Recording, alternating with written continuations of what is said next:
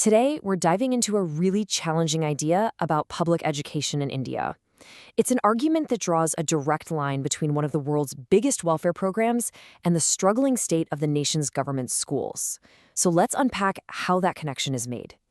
So where does this all start? Well, according to the source we're looking at, it kicks off with one huge number, 56%. That's the portion of India's entire population that is said to be receiving free food grains from the government. To put a number on that percentage, we're talking about nearly 80 crore people. That's 800 million people covered by the National Food Security Act. I mean, that's a program on a scale that's almost hard to wrap your head around.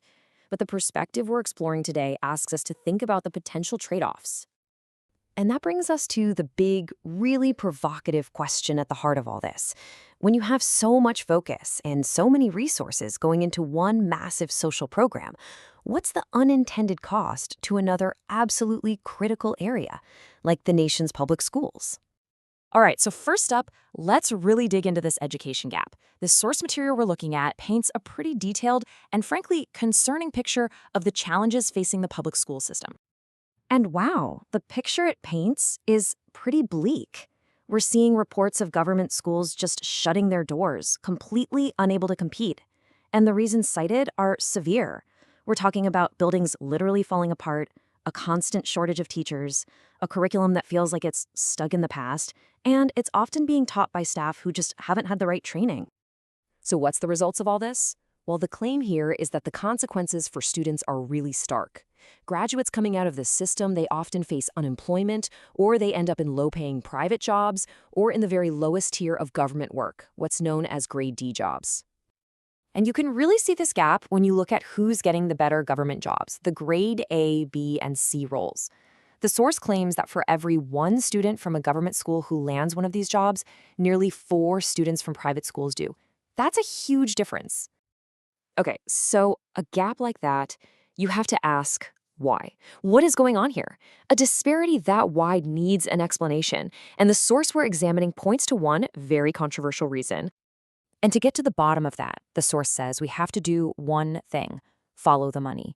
Because the core argument here is that there's a powerful, alleged conflict of interest sitting right at the heart of the education system. So what exactly is this alleged conflict? Well, it's the idea that the very same political leaders, or their families and friends, who are in charge of education policy might also have a personal financial interest in the success of private schools and colleges. The way the argument is laid out, it goes something like this. Step 1, imagine a politician owns a chain of private schools. Step 2, that same person is also in charge of the education department.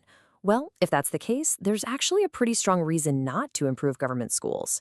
The argument is that by letting public schools fall into disrepair, parents feel like they have no choice but to send their kids to private schools, which, of course, puts money directly into the policymaker's pocket.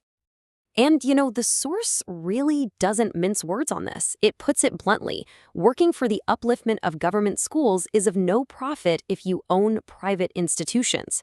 It's a statement that just cuts right to the chase of the alleged financial motive. So where does all of this leave us? Well, it all builds up to what the source presents as a really fundamental choice, not just for politicians, but for society as a whole. And here's that choice, laid out plain and simple.